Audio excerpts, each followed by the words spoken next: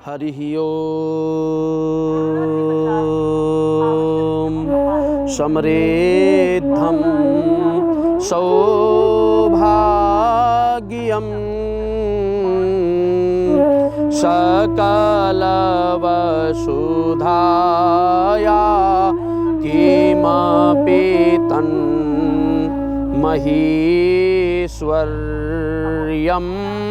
लीला जनित जगतः खण्डपरशो। भगवती भागीरथी गंगे मातुः जय अस्तु। बोलिए गंगे मैया की जय। मैं वेदमूर्ति आचार्य पवन दत्त मिश्र। आपको यह जानकर हर्ष होगा कि मेरा एक बहुत ही छोटे से गांव में जन्म हुआ और बहुत ही सामान्य परिवार में जन्म हुआ। और उसके बाद में जब माता पिता ने पढ़ाई के लिए प्रेरित किया, फिर पढ़ाई प्रारंभ हुई। फिर उसके बाद में लगभग 8 से 9 वर्ष की आयु में हमारे पिताश्री बाबा श्री, जिन्हें दादाजी कहा जाता है, वो किसी संस्थान किसी आश्रम से जुड़े हुए थे। उस आश्रम में जाकर के उन्हें मुझे ले जाया गया और वहाँ पर जब छोटे छोटे बटुक ब्राह्मण श्लोकों का पाठ कर रहे थे तो वहाँ पाठ चल रहा था शिव महिम्न स्तोत्र का। तो शिव महिम्न स्तोत्र सुनकर के मेरे दिमाग में 2 लाइनें घुस गई। फिर मैं उन्हें रोज़ रोज़ बोलता था। तो एक दिन वहाँ जो महाराज श्री बैठे हुए थे, उन्होंने सुना तो कहा कि इसका तो कल्याण है और ये इसका जन्म ही, देखिए महापुरुष बड़े अच्छे होते हैं, उन्होंने कहा इसका जन्म हुआ है अध्यात्म के लिए, इसको यहाँ गुरुकुल में छोड़ दो। तो 9 वर्ष की आयु में मुझे गुरुकुल में छोड़ा गया। होंगे आज मैं बात करता हूँ हरिद्वार कुंभ की, पावन कुंभ की। तो पावन कुंभ कैसे प्रारंभ हुआ, कौन कौन से ऐसे 4 स्थान हैं जहाँ पर कुंभ का मेला लगता है और उस कुंभ में जाकर के लोग स्नान करते हैं, अपने आप को परम पवित्र करते हैं। आज हम यहाँ हरिद्वार में हैं, हरिद्वार के नमामि गंगे के घाट पे हैं और ये नील धारा रूप में गंगा जी अविरलता के साथ में बह रही हैं। इन गंगा जी में जो स्नान करता है, कल जैसे यहाँ पर कोई भी व्यक्ति आता है, कोई भी भक्त आता है, गंगा पुत्र हैं, गंगा पुत्रियाँ हैं, लाखों की संख्या में गंगा के भगत हैं, वो सब आकर के अपने आप को पुण्यमयी करते हैं, पवित्रमयी बनाते हैं। तो ये कुंभ की बेला का कैसे प्रारंभ हुआ, तो कहा नारायणम पद्म भवम वसिष्ठम शक्तिम च तत्पुत्र पराशरम च व्यासम सुकम गौडपदम महंतम गोविंद योगींद्र मथास्य शिष्यम श्री शंकराचार्य मथास्य पद्म पादम च हस्तामलकम च शिष्यम तम त्रोटकम वार्तिककारमन्यान अस्मद्गुरून् संततमानतोऽस्मि श्रुति स्मृति पुराणानाम आलयम करुणालयम नमामि भगवत्पादम शंकरम लोक शंकरम। आदिगुरु शंकराचार्य जी महाराज, आदिगुरु शंकराचार्य जी महाराज ने देखा कि धर्म विनिष्ट हो रहा है।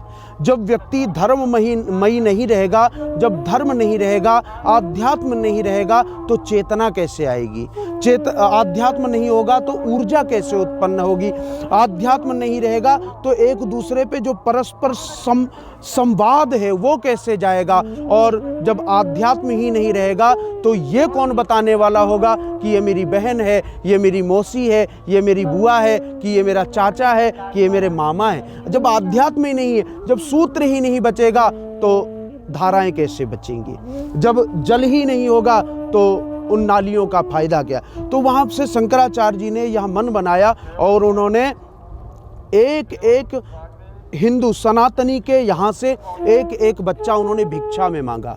कहा कि इसको हम पढ़ाएंगे, अपने गुरुकुल परंपराओं से पढ़ाएंगे और एक बच्चा हमें दीजिए, इसको हम पढ़ाएंगे लिखाएंगे और बहुत ही बुद्धिमान बनाएंगे और इसको हर प्रकार का तेज, हर प्रकार का यश, हर प्रकार की कीर्ति, हर प्रकार का वैभव इसके कर्म के द्वारा दिलवाएंगे।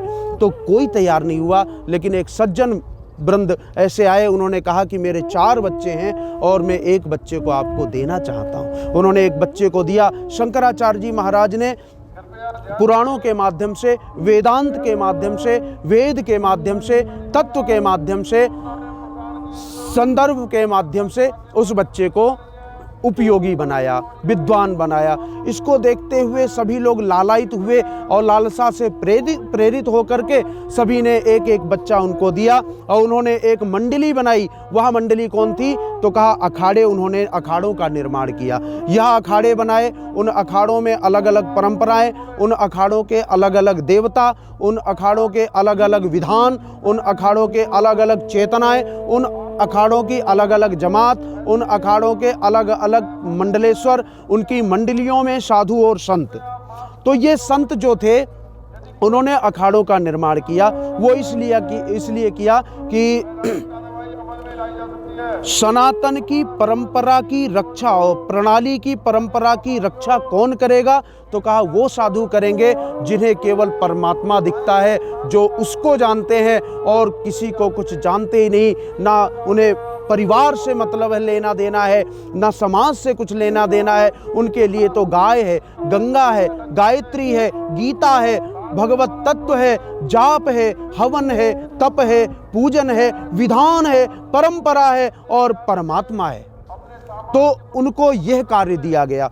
आज वही कार्य सब भली प्रकार से चल रहा है। सभी अखाड़े के जितने भी साधु संत हैं, जो 4 जगह कुंभ पड़ता है प्रयागराज में, धन्वंतरी के द्वारा जब कलश लेकर के वो चले हैं तो 4 जगह अमृत बरसा, अमृत उस कलश से अमृत गिरा। वह 4 जगह प्रयागराज में, हरिद्वार तीर्थ में, अवंतिका नामक उज्जैन में और नासिक में।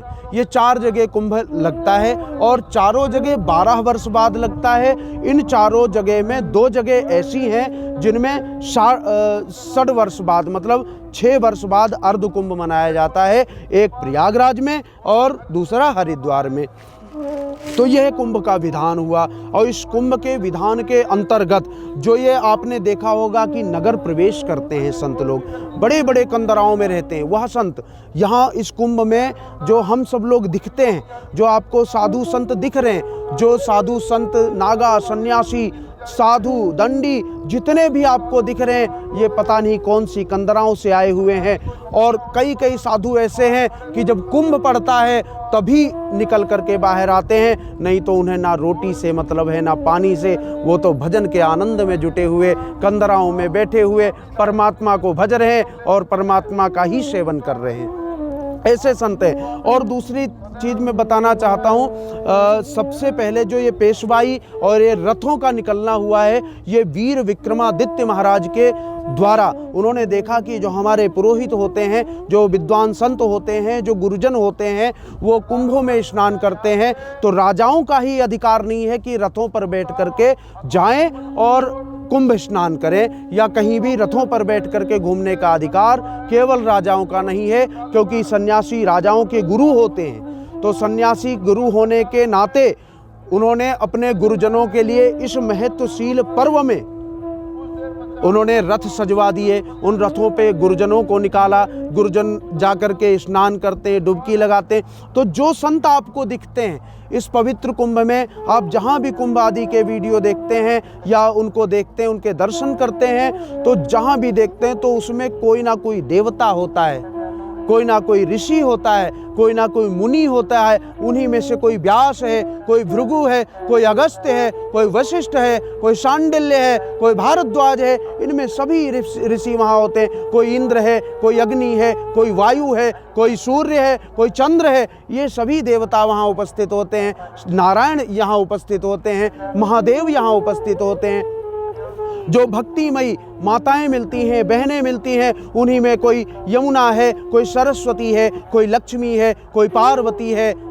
इन सभी प्रकार के दर्शन हमें उस कुंभ में आ जाते हैं। कुंभ का बहुत ही सौभाग्यशील तत्व होता है जिस दिन शाही स्नान बोला जाता है। वह पुण्य पवित्रमयी अमृतमयी जो स्नान होता है, उस स्नान में करने मात्र से आपके पता नहीं कितने जन्म जन्मांतर, कल्प कल्पांतर, युग युगांतर के पाप धुल जाते हैं। अनायास ही आप पवित्र हो जाते हैं, पुण्य आत्मा हो जाते हैं। और आपके किंतु परंतु वाले शब्द और जो भगवत भक्ति के द्वारा आपकी शुद्धि होती है, बुद्धि की शुद्धि होती है, संचार होता है, आपके अंदर जो ऊर्जा का प्रवेश होता है, आपके अंदर जो चेतना का प्रवेश होता है, वो अनन्य सुखदायी होता है। और माँ गंगा में स्नान करके, माँ गोदावरी में स्नान करके, माँ क्षिप्रा में स्नान करके, माँ यमुना में, सरस्वती में आप स्नान करके परम पवित्र हो जाते हैं, परम सौभाग्यशाली हो जाते हैं। आपकी पीढ़ी दर पीढ़ी तर जाती हैं,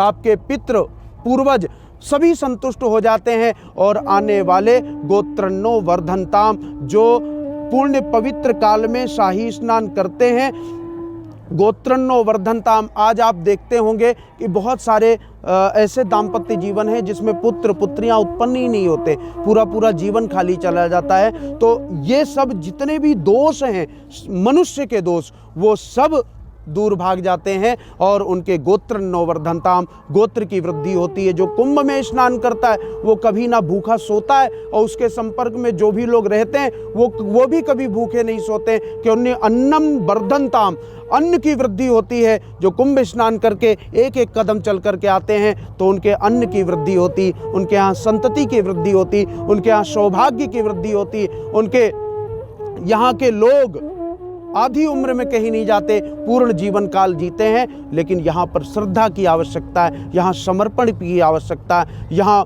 भाव की आवश्यकता होती है। तो मेरे प्रियजनों, आप इस कुंभ में हैं और हरिद्वार कुंभ के आप दर्शन कर रहे हैं, आप बड़े सौभाग्यशाली हैं और आप बहुत आनंद ले रहे हैं। गंगा का स्मरण करते रहिए, गंगा का आचमन करते रहिए, गंगा में स्नान करते रहिए और अपने आप को परम पवित्र बनाते रहिए। जय माँ गंगा।